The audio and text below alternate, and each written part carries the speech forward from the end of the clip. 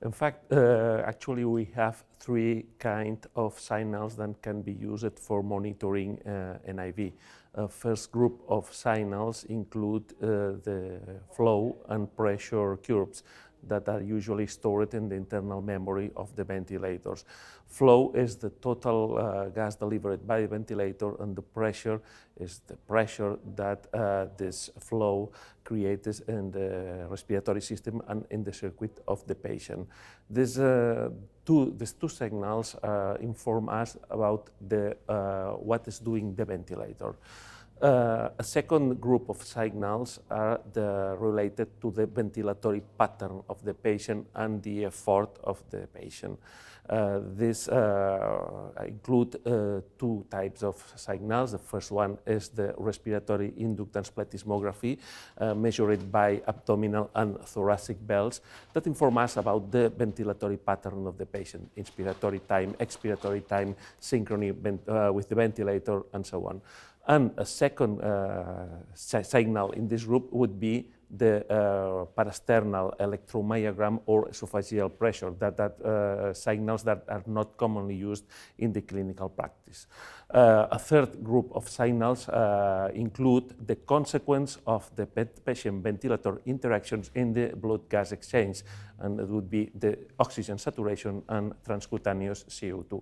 In the clinical practice, we usually download the information stored in the internal memory of the ventilator, that means pressure and flow curves, and sometimes we need some additional information, including abdominal and thoracic bells and oxygen and transcutaneous CO2 monitoring.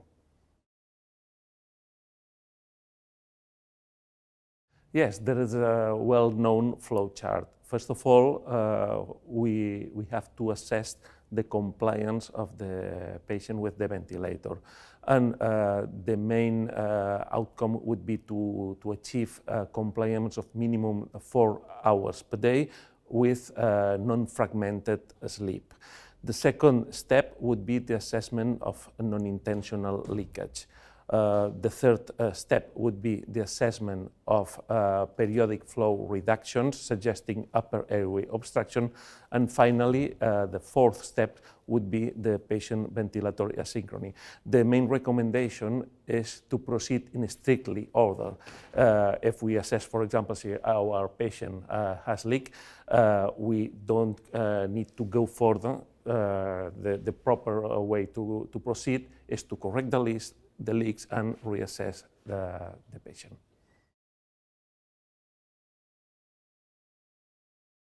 Yes, if we have, for example, a patient with obesity hypoventilation syndrome, it's highly likely that this patient could have upper airway obstruction.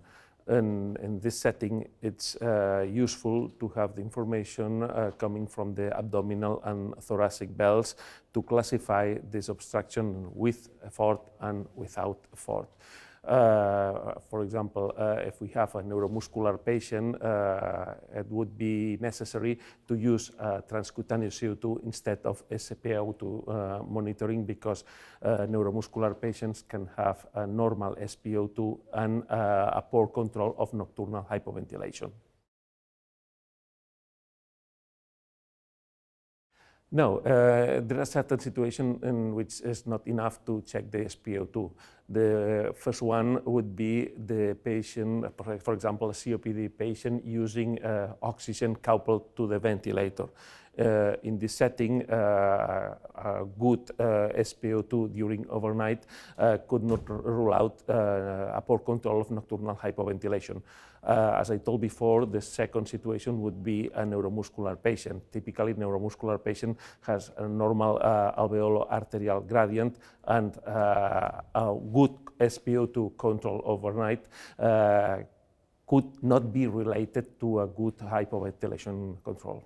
In this case, we need, in both cases, the assessment of continuous monitoring by transcutaneous CO2 measurement.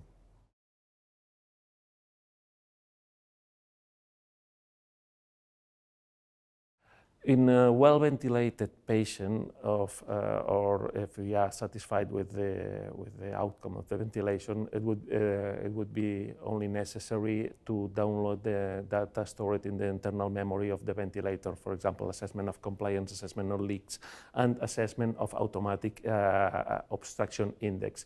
In case our patient is not well ventilated, for example, if the compliance is poor, if there are leaks, or the patient feels uncomfortable with the ventilator, or the arterial blood gases are not corrected, it's important to proceed in strictly order with the 4 steps I explained before. That is assessment of compliance, assessment of leaks, assessment of obstruction, and assessment of patient ventilator asynchrony. It depends of the control of hypoventilation.